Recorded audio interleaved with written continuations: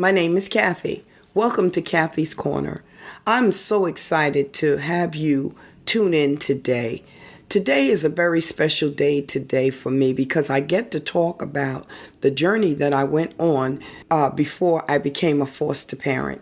What gave me the incentive to want to become a foster parent?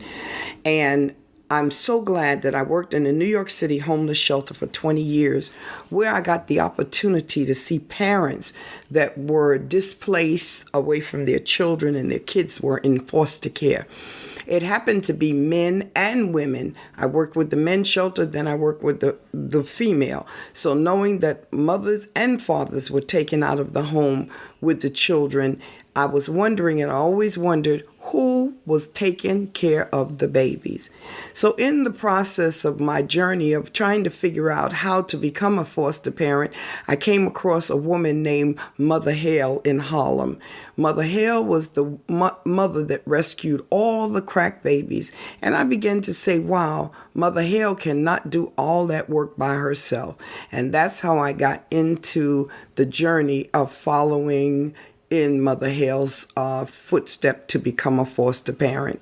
Now it's my turn to help you take your first step. Here are my top 5 steps I believe you should consider before you become a foster parent.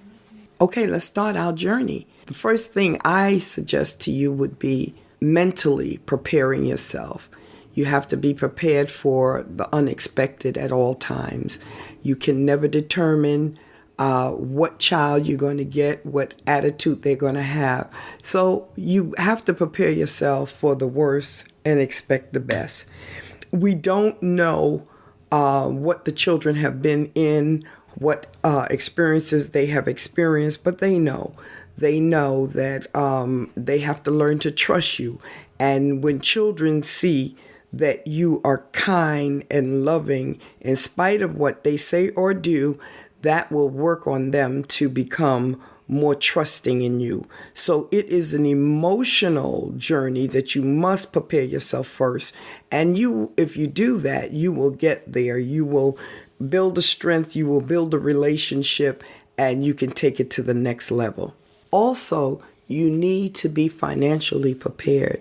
And there's a reason that I put these two areas so close together is because a lot of times we say, oh, these kids are coming with a check or what have you. You don't get that check for several months. And the kids come, they don't have clothing, they don't have things that they need. They don't have necessities because it depends on how they took them out of the parents' care. Most of the time, they don't come with suitcases. They come with garbage bags of things that they picked up during the course of the week, the day, or the months. So you have to take them and buy them clothing, make them feel brand new all over again. So you're using your startup money. It's basically what you would call startup cash. Make sure that you have enough that you can maintain your family as well as the children that are coming in. There is a contract that you will have to sign as a host parent, a host family, stating that you will be able to cover the financial needs of the children.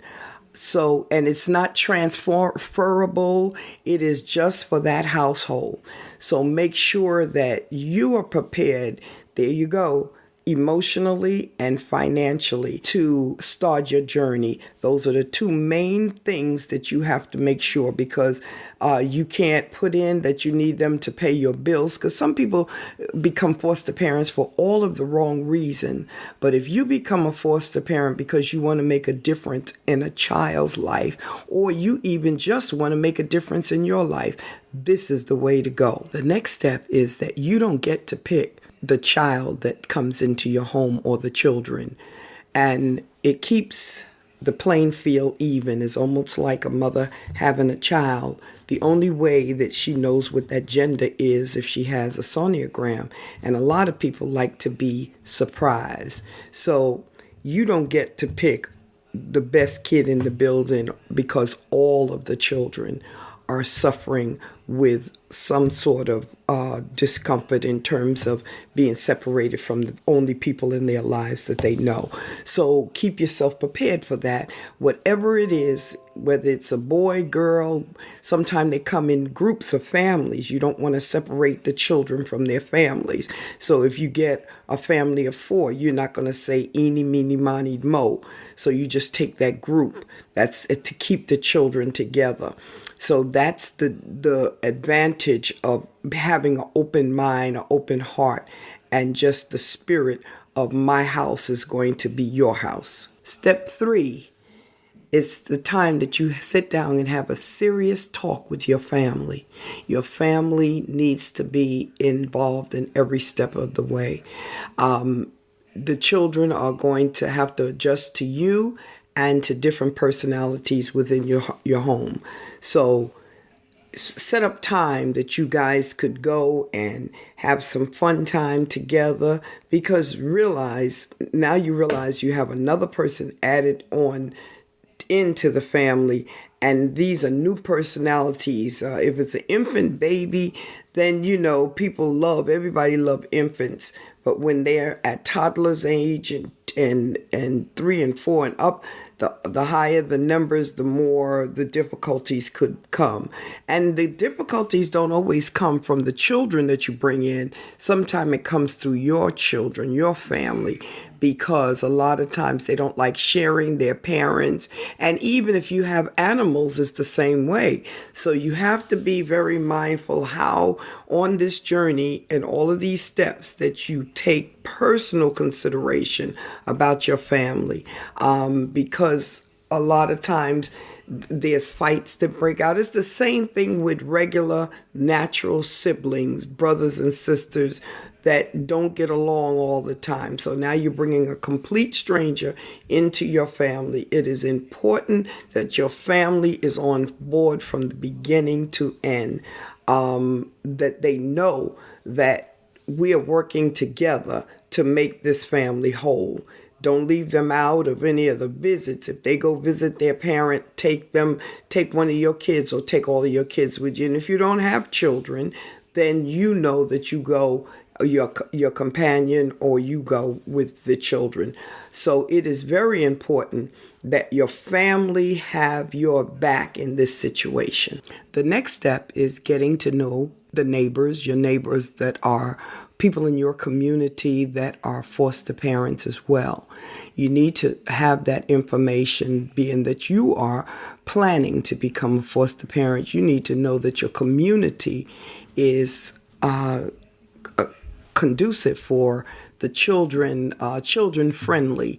And also a lot of times that you reach out to the agency and they're not available. So it's always good to have a backup plan.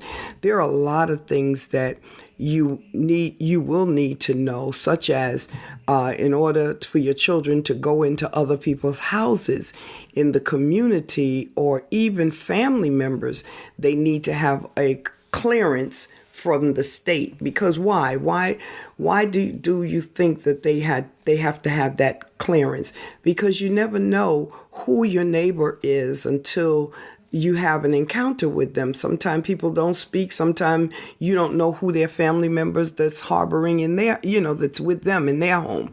So when they do the clearance of the registry, that shows if there's any pedophiles, anybody, child molesters, any of those things in your community, you will know. So you got to be very mindful when you become foster parents of where your kids want to go to sleep over, whose houses, and even for family members to come into your home. A lot of times if they spend nights or what have you, their names has to be sent to the register. A lot of times people don't tell you that because they don't want you to think that nobody can visit you. But if you're in training for foster care, they will let you know that if you want someone to come to spend the summer, someone to come for a weekend, those people have to be cleared with the registry. If your children want to go to a sleepover, you have to send the people, everybody in that household has to be cleared before your child should spend the night. And it's not anything that the children did. It's nothing that you did. And it's not even anything that your neighbors have done. But what it is that you don't know who people are unless you are brought into the position that you need to know their background. Last but not least, you are on your way to a great experience. Go for it. Just do it. Don't hesitate. Don't delay yourself. Somebody out there is waiting for you. Here's a bonus tip. Make sure you take special need classes because you may get a child with special needs. If you like this video, please hit the thumbs up button and subscribe. If you like my videos and want to see more, please hit the bell for notifications.